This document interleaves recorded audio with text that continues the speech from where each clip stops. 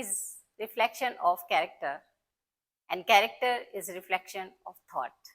आप जैसा सोचते हैं आप वैसे बन जाते हैं। जिंदगी के करीब इस कार्यक्रम में आज हम कोशिश करेंगे गीता ज्ञान के बारे में जानने की, कैसे गीता ज्ञान को हम अपनी रोजमर्रा की जिंदगी में शामिल कर सकते हैं। ऐसी कौन सी छोटी छोटी बातें हैं जिन्हें अपनाकर हम अपनी जिंदगी के मायने बदल सकते हैं।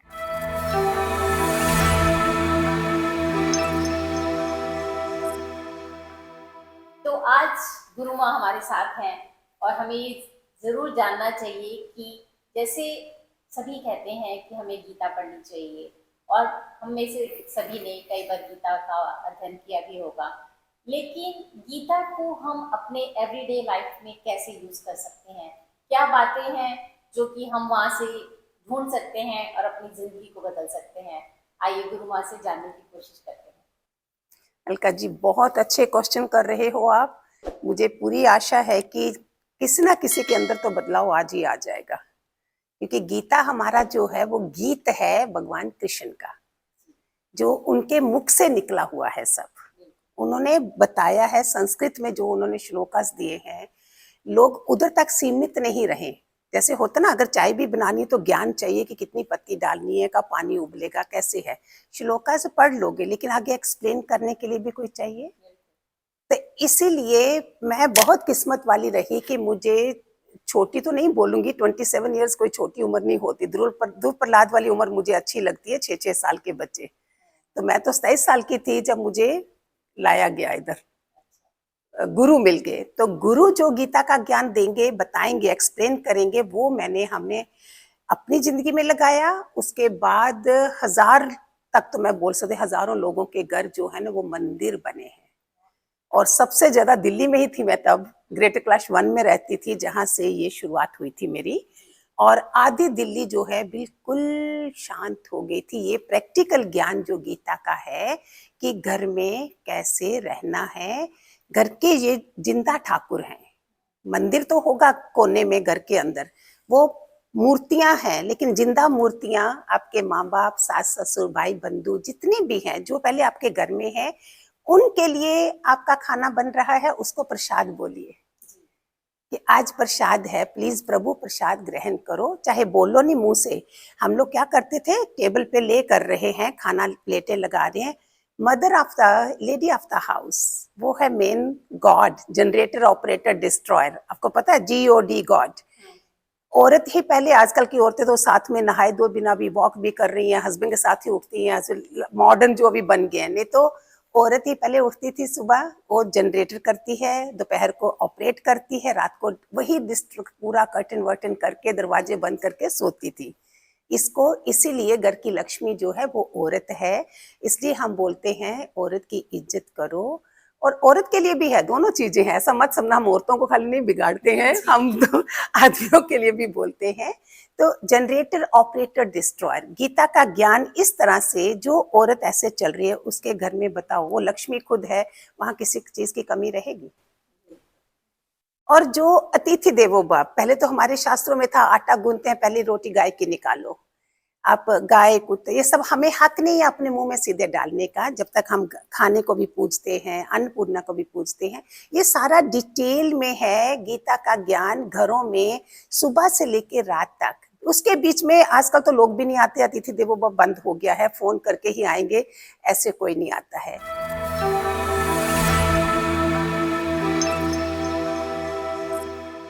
अगर आप खाना खा रहे हो, कोई आ गया है, कभी मुंह मत चढ़ाइए, ओहो ऐसा भी बोला तो भी आपके ऊपर दरिद्रता आ जाएगी। बोलो वो परमात्मा रूप उस रूप में आया है। चाहे कुछ भी नहीं बना है, खाना भी खत्म हो गया है, लेकिन आलू देवता घर में है, मूंग देवता घर में है, 2 मिनट में बोलो अभी आए, परमात्मा रूप आया है, अंदर में ये सोचो, और देखो आपके घर में कैसे दुआएं बरसेंगी। हाँ, सुदामा भाव रहने चाहिए। पापड़ भी है, अचार भी है, आलू भी, दाल भी है, नहीं बड़े भोजन बनाओ, लेकिन इधर से कस मत डालिए। देखो मेरे गुरु का ज्ञान इतना प्यारा है कि आप 1000 गीताएं पढ़ लोगे तो भी आपको समझ नहीं आनी, जब आप इसको प्रैक्टिकली नहीं ला रहे हो।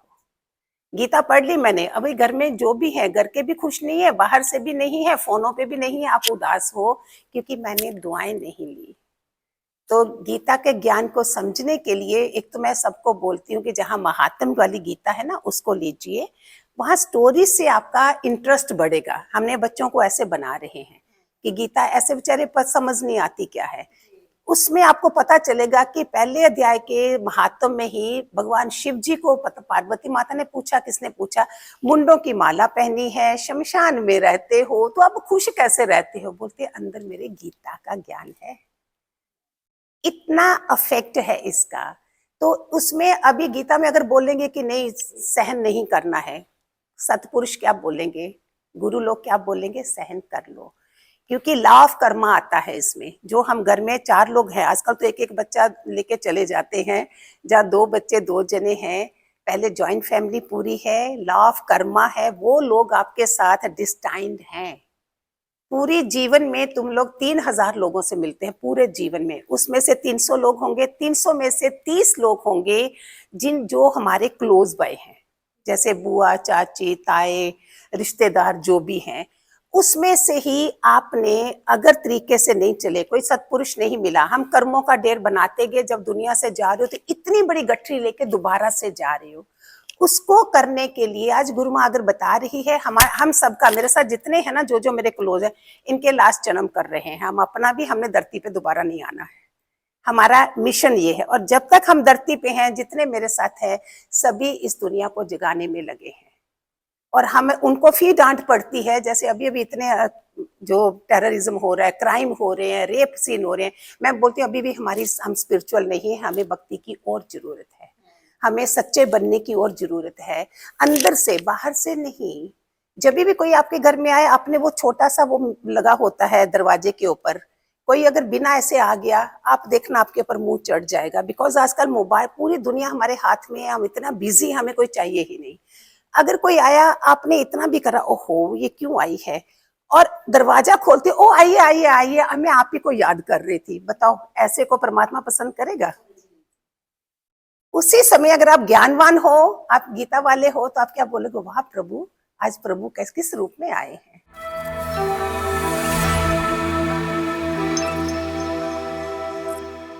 ऐसे करते करते, अभ्यास करते करते आपका जीवन इतना अच्छा संवरेगा, आपके बिगड़े हुए काम अपने आप बनेंगे।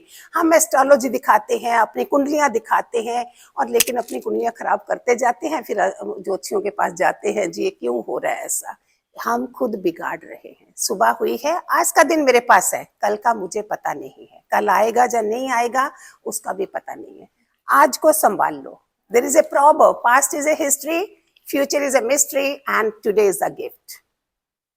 इसी समय जो लोग हैं, जैसे हैं, जितना पैसा है, उसी में से भी 10वां हिस्सा आपने देना ही देना है, अकेले नहीं खा सकते। और ब्लैक मनी लेके अगर आप बड़े बड़े सत्कर्म करते हो, वो भी मंजूर नहीं है, उसकी दुआएं नहीं लगती हैं।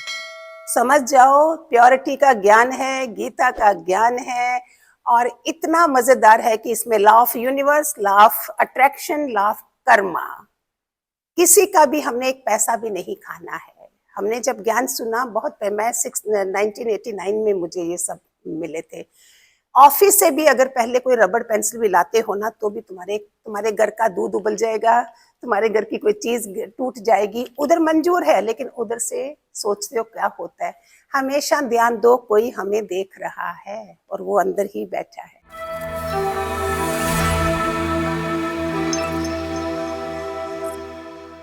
एक बार एक संत के पास 2 लोग आए ज्ञान लेने के लिए। उसने परखना था किसको चाहिए। उसने बोला, ये लो कबूतर, इसे ऐसी जगह मार के आइए जहां पे कोई देख नहीं रहा हो। एक जल्दी से दरवाजे के पीछे गया, मार के आ गया। एक दूर तक गया, बोलता नहीं कोई देख रहा है। बोलता तेरे को ज्ञान चाहिए।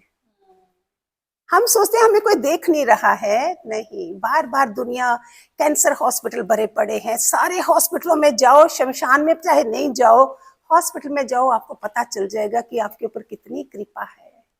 खाना नहीं खा सकते हैं मुंह से, चल नहीं सकते हैं, अकेले बैठे हैं, कोई पास में नहीं है। एक बार चक्कर जरूर लगा दिया करो, सो दैट मैं सुधर जाऊं, मुझे पता चले, वाह प्रभु तेरी इतनी कृपा। सुबह उठते हो, कुछ भी नहीं करो, बेस्ट है 3:30 का टाइम तो बेस्ट है। इस शरीर शमशान में जाना ही जाना है। क्यों नहीं डिसिप्लिन में रखें हम। वो टाइम है जब आप सिर्फ उठो, हाथ ऐसे मलो, देखो, थैंक यू भगवान। सिर्फ इतना काम कर लो ना आप, आज अगर गुरु माँ से सुन रहे हो, आपका जीवन ना बदले तो मैं गुरु माँ को नाम बदल दूंगी। सिर्फ thank you Prabhu, thank you जितना तूने दिया प्रभु। शिकायत मत करिए, शुक्राना, शुक्राना में शंकर कृष्ण नानक राम आते हैं जब आप शुक्राना करते हो। और शिकायत में शकुनी कंस यम तम, ये सब होता है। सो शिकायतें बंद करिए, 3 फिंगर अपनी तरफ देखिए हमेशा। ये मत करिए इसने ऐसा करा, ये अब हम हर जन्म करा है, हमें कोई गुरु नहीं मिला था समझाने वाला, हम बहुत गंदे इंसान होते हैं। बोलते हैं ना, समुद्र की गहराई नापना आसान है, मनुष्य को की गहराई नापना नहीं आसान है। बहुत, यही मनुष्य जो है नर से नारायण बनता है, ठाकुर ठिक्कर से ठाकुर बनता है, और यही इंसान कितना जानवर जैसा है। हमारे हाथ में है, जानवर वैसा रहेगा। इंसान का जन्म मिला, सुधर जाइए, सुधर जाइए, सुधर जाइए। धन्यवाद करिए सृष्टि का और अपना जीवन संवारिए।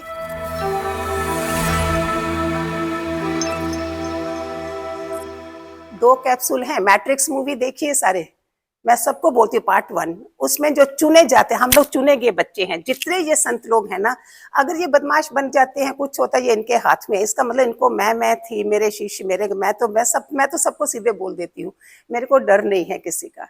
लेकिन हम ऐसा नहीं बने, ये सब चुने गए हैं। आपको पता है रावण को भी तीर्थंकरों में लाया जा रहा है, क्योंकि वो इतना भगत था शिव जी का, उसके जैसा आज तक कोई नहीं हुआ है, लेकिन फिर भी उसका सतगुरु नहीं था। एक वो लाइन है, मन मत डुबोए गुरु मत तारे। रावण के पास गुरु नहीं था, जिस कारण से इतना 10 सरों वाला भी क्या हाल हुआ।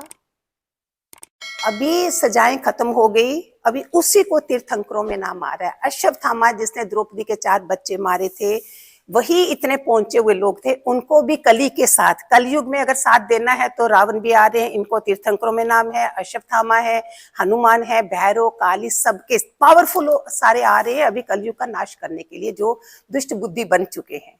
हम सब हैं, आप जितना मुझे सुन रहे हो, इतना पवित्र जीवन जिए कि इतनी वाइब्रेशन हो कि हमारा नाम सतयुग की लिस्ट में आए, परमात्मा की लिस्ट में मेरा नाम लास्ट ऊपर की लिस्ट में होना चाहिए।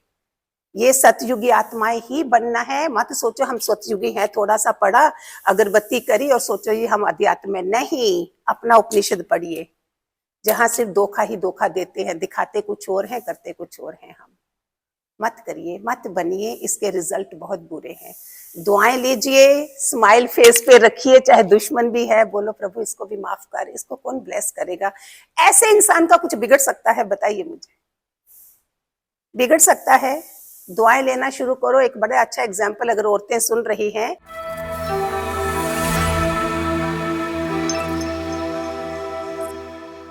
एक बाप को पता था मेरे बेटे का जब सुहागरात होगी, शादी होगी, इसकी कुंडली में है कि ये खत्म हो जाएगा।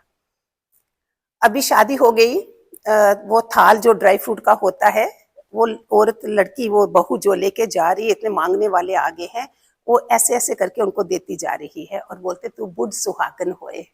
तो उसको जितनी बारी 7 बारी उसको दुआएं मिली कि बूढ़े होने तक तू सुहागिन रहे। अभी जब सुबह उठे, वहां फादर को पता था उससे शायद चीखे चिल्लाने की आवाज आएगी, कुछ होगा, कुछ नहीं हुआ।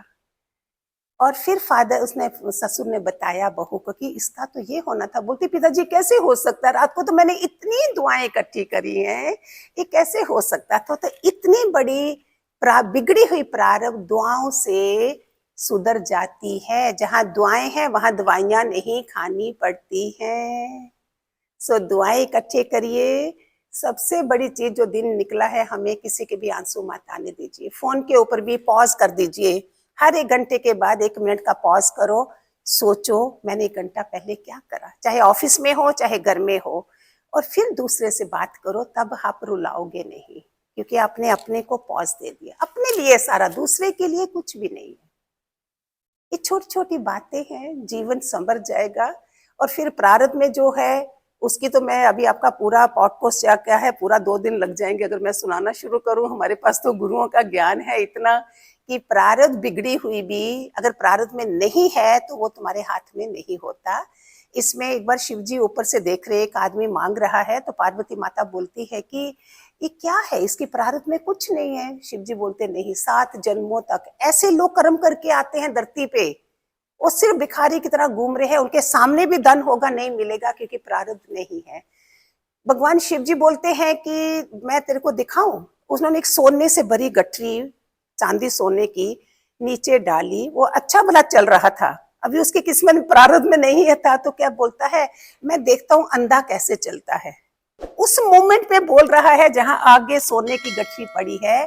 तो अपनी प्रारब्ध बनाइए, मेरे हाथ में है, इसके ऊपर मेहनत करिए, पुरुषार्थ करिए। जितने सफल लोग हैं उनको सुनिए, देखिए कैसे जी रहे हैं वो, और हम ऐसे, या फिर कबीर बनिए या फिर अंबानी बनिए। मैं तो 2 के बीच में बोलती हूँ, ऐसे मत रहिए। ये जीवन हमें भिखारी बने, सारा खजाना हमारे अंदर है। मैं 7 चक्रा मेडिटेशन कराती हूँ, 5 बजे हमारा मेडिटेशन होता है, सेशंस ले रही हूँ, जूम सेशन ले रही हूँ, लेकिन फ्री ऑफ कॉस्ट।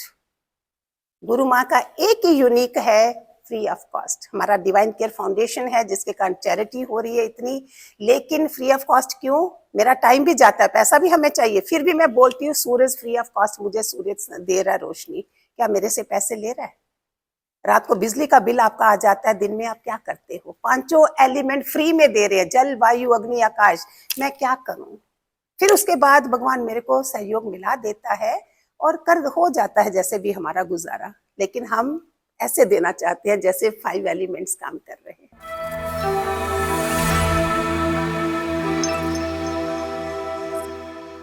आज मुश्किल है, कल थोड़ा बेहतर होगा, बस उम्मीद मत छोड़ना, भविष्य जरूर बेहतर होगा। याद रखिए, जीवन की कोई भी परेशानी आपकी हिम्मत से बड़ी नहीं है।